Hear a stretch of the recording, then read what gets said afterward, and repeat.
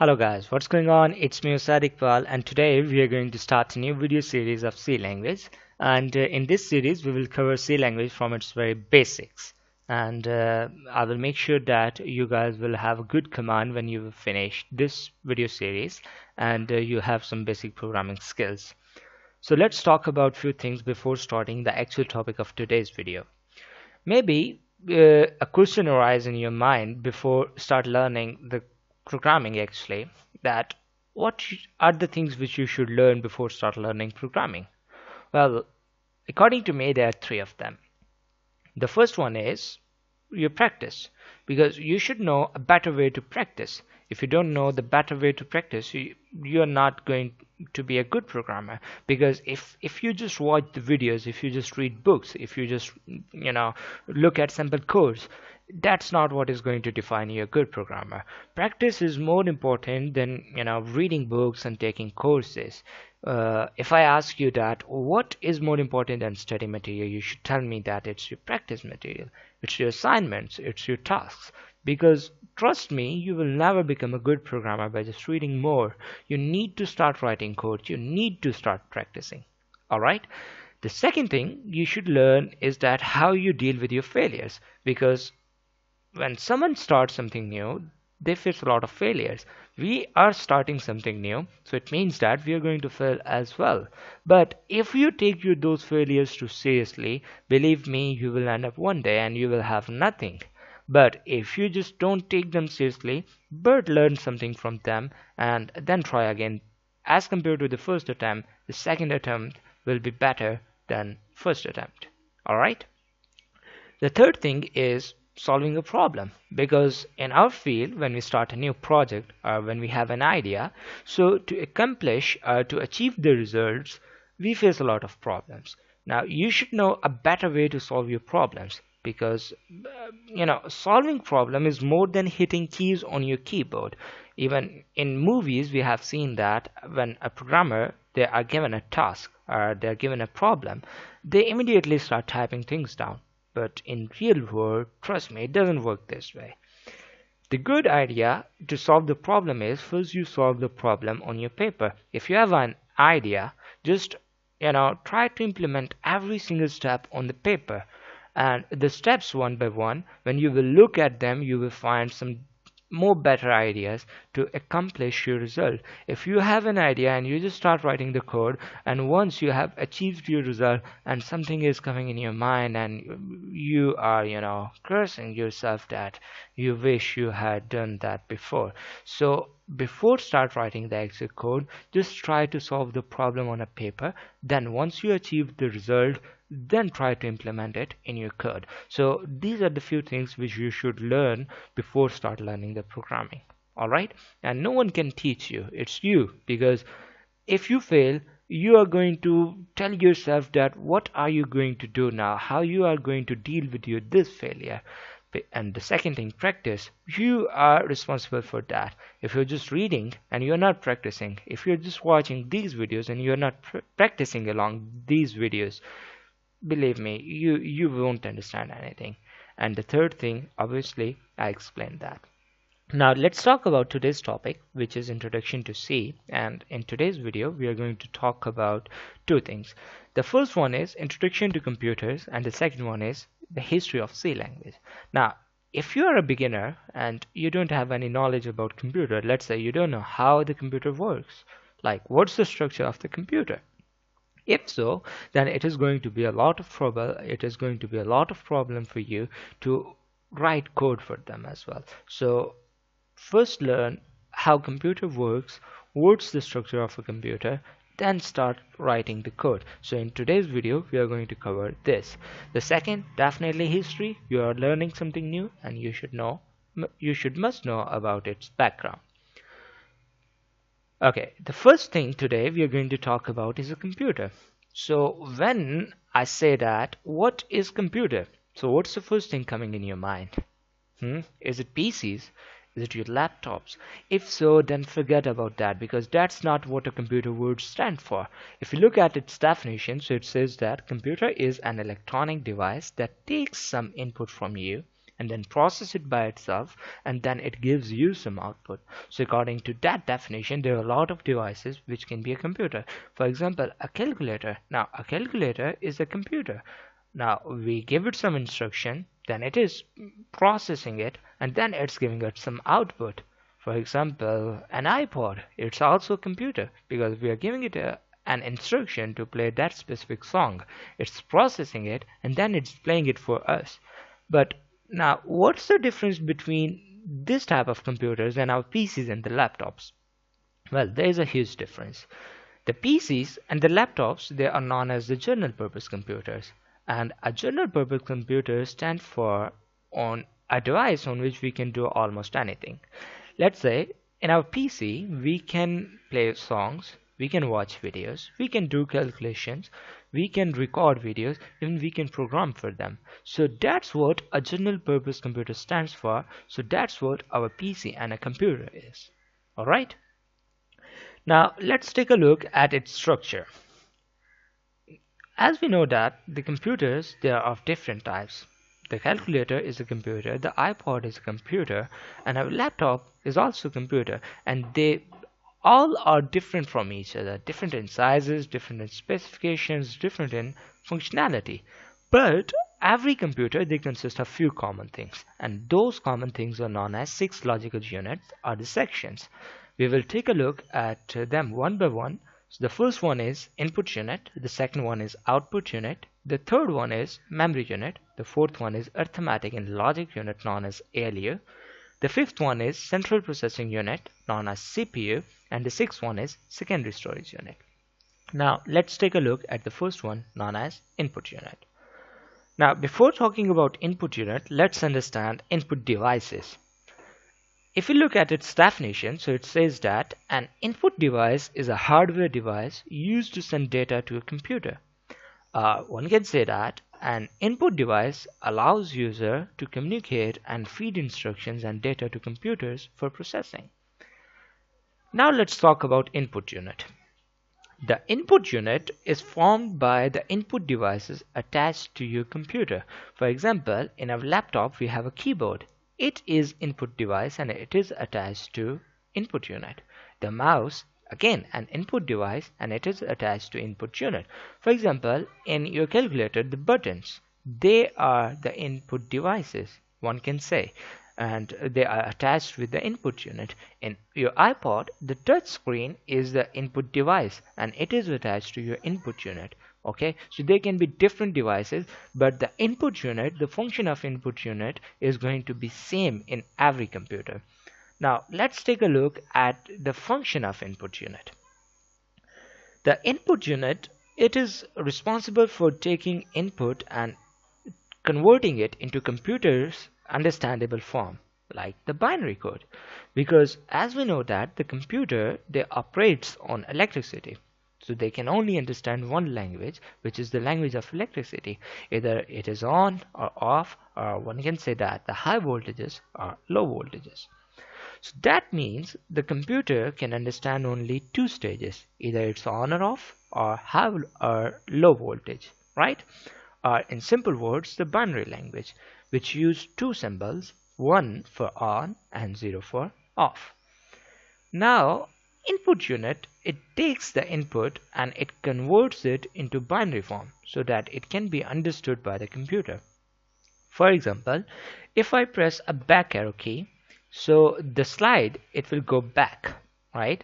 Now when I give a command to computer, it goes straight into input unit. The input unit converts it into the binary code, and then it processes it, and then it is showing us the result by going to the previous slide. Same is happening when I am pressing the next arrow key. Alright, so that's how the input unit works, and that's how the input devices interact with the input unit. So the examples can be your keyboards, the mouse, the touch panels, the joysticks as well. With the help of joysticks, we are again talking with the input unit of our computer, and many more. Now let's talk about the next unit known as output unit. But before talking about again output unit, let's talk about output devices. An output device is any device used to send data from a computer to another device or a user. And one can say that the examples are monitors, the projectors, the speakers, the headphones, and the printers. Now let's talk about output unit. The output unit is totally opposite of input unit. The input unit translates the commands into computer language, and the output unit translates the computer language into human readable form or human understandable form. Let's say if I give a command to computer to play a song. So when I give it a command, it is going to play a song, but it's coming from somewhere inside the computer where it is stored in the form of binary form, and it is coming to the output unit, and then output unit is translating it into the language which the speaker can understand, and then it is sending it to the speakers, and then with the help of speakers we can hear the song. So that's how the output unit works. The examples, again, monitors, the projectors, the speakers, the headphones, and the printers. Now the output device talks with output unit, and output unit converts the computer language into human readable language or human understandable language. Alright? Now let's take a look at the next unit called memory unit. Now when we are talking about memory unit, we are not talking about the storage capacity of your computer where you store your files, your games, your songs, your movies. We are not talking about that.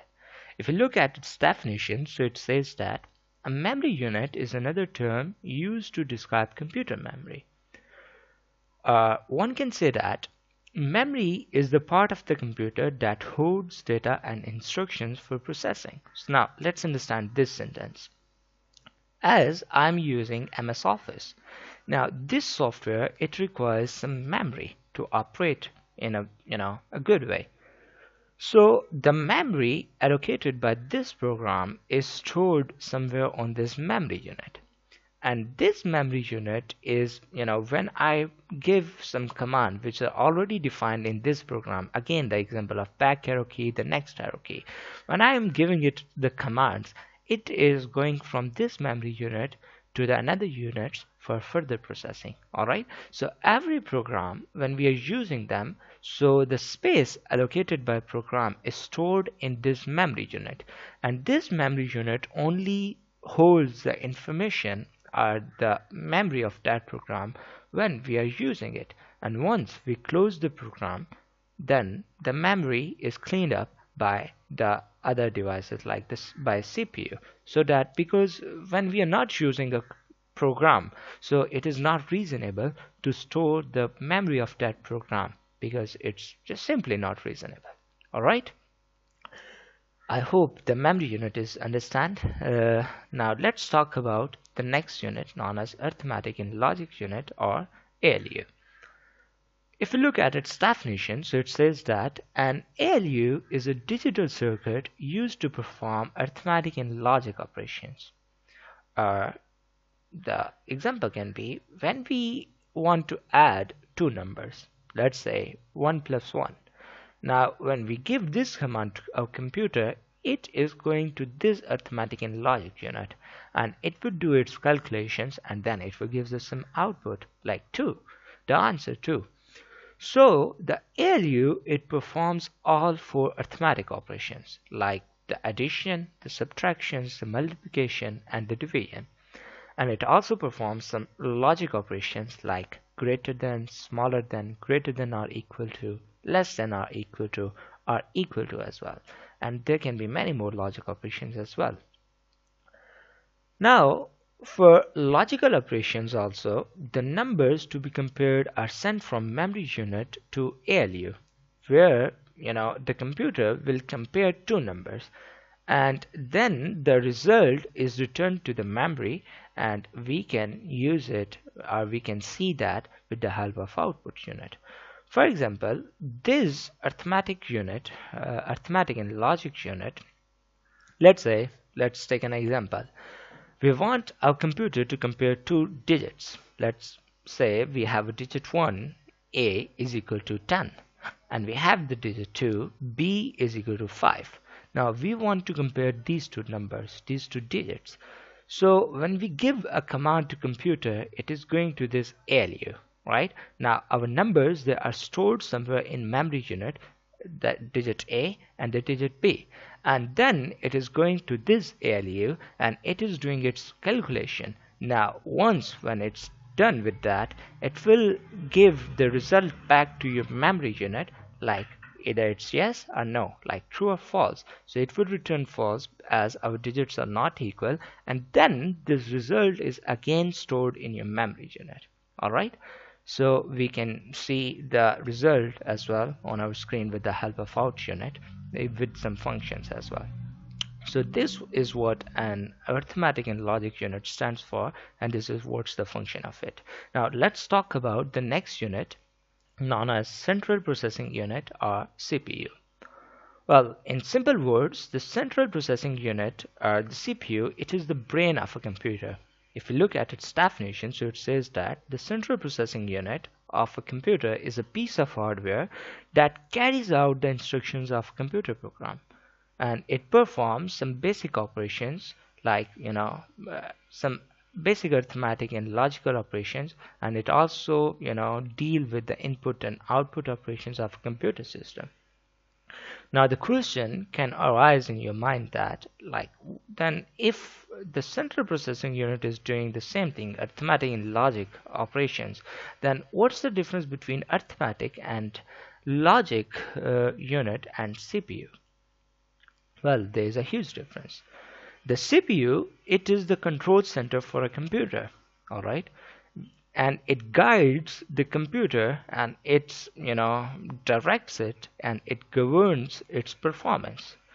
Whereas the ALU is component of a CPU, which performs all the arithmetic and logic operations. All right, one can say that the as now just take an example, as our brain, it is responsible for everything. If we move, if we walk, if we run, everything is responsible because of our brain, right? Our brain is handling all the stuff what we are doing. If I'm talking now, my brain is handling this. Similarly, when we are doing something on our computer, this CPU, this unit is handling everything. And the arithmetic and logic unit, it is the component of a CPU which performs all the stuff for it. Let's say again the arithmetic and logic operations. Alright, so I hope that now the central processing unit and ALU is clear. Now let's talk about the next unit, known as secondary storage unit. Now this is the storage what we are talking about, where you store your files, right? The hard drive.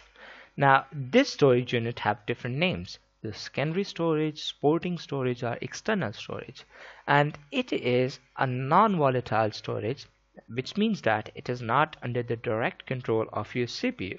Alright, one can say that it does not directly interact with an application. Excuse me.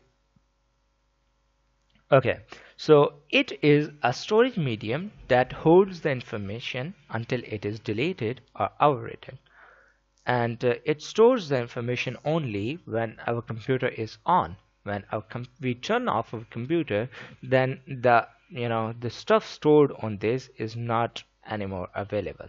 All right, the examples can be your floppy disk and your hard disk, your CD drive, your USBs, and many more as well. So I hope that these 6 logic units are clear.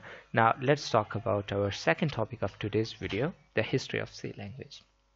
Well, before talking about the history, let's take a look at why C is so important. There are a lot of reasons. Well, the first is that it is a general purpose language, a high level language, and it was founded to develop an operating system called Unix. Okay, now maybe you are familiar with that operating system. If not, then this is what you need right now, because you are going to learn programming, so this operating system is going to help you a lot. Just search for that and try to install that on your personal PC or computer or a laptop, whatever. Okay, well, so now let's take a look at its importance. As we know, very well-known softwares are written in C. For example, the Oracle. We use Androids in our daily life, so the core libraries of Android, they are also written in C. There is a database software called MySQL. It was also written in C. Well, the device drivers, let's say the video card, when we add an external video card, so we need some drivers. So when we install them, then our video card is working. For example, when we insert the USB, then again our computer needs some drivers to read that USB, the sound driver. So every device driver is written in C.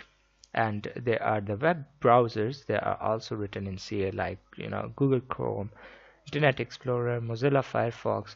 All of them, they are also written in C language. The next is C is important to build your programming skills. Now this is why C is very important, because C will build up your some programming skills, your thoughts, how you deal with your problems, how you write code, your basic programming skills. This is C what is going to teach you, and it will build up your programming skills as well. The next one is definitely it is very easy to learn C language. It is not so hard. You can easily learn that. If you don't have any programming knowledge, or if you don't have any programming background, still you can learn C language because it is very easy. The next one is that it produces the efficient programs. Well, if we write a program in C language, so now this program is very efficient as compared to the other programs written in different languages. Alright, and it can be compiled on variety of computer platforms. So these are some basic important things about C. So now let's talk about its history. Here we have the first developer, known as Martin Richards. He was the developer of a programming language known as BCPL, and BCPL stands for Basic Combined Programming Language. And he developed this programming language in 1966. And he created BCPL by combining features of other programming languages. Okay, so now that was the start. Well, when we will talk about the next programmers, you will understand it. Then here it comes the next programmer, known as Ken Thompson. What he did, he improved the basic BCPL language, and he developed his own language. He introduced his own language in 1969, and the name of his language was B language. And then they used this language to develop the Unix operating system, and he is also the developer of Unix operating system. Then there was another programmer known as Dennis Ritchie. He improved the B language. Now B language was improved by BCPL, and then the C language, it was improved by B language. Alright, then this Dennis Ritchie, he developed his own language by improving the B language in 1972 at AT&T's Bell Labs, USA. And then he he just modified the operating system Unix with the help of C language, and they added different functionality with the help of C language in the Unix operating system. Alright, so now if we use the Unix, if we use Windows, so most of operating systems, they are written in C. So that's why C is very important. So that's it with its history. And I hope that you guys enjoyed this video and you learned something. And now what you need, come on, yeah, practice all these things so that you can remember them. Just ask questions to yourself, ask questions to your friends, and then if they cannot answer you, you tell them, you explain to them. So that's how you can practice. Alright, and if you like this video, definitely subscribe to this channel to get more programming videos. And there is our app as well for you guys who are learning C language, and the name of the app is Programming Guru. You can just download it from the Play Store. I will provide the links down below. So inshallah, see you guys in the next video. Till then, take care and keep practicing.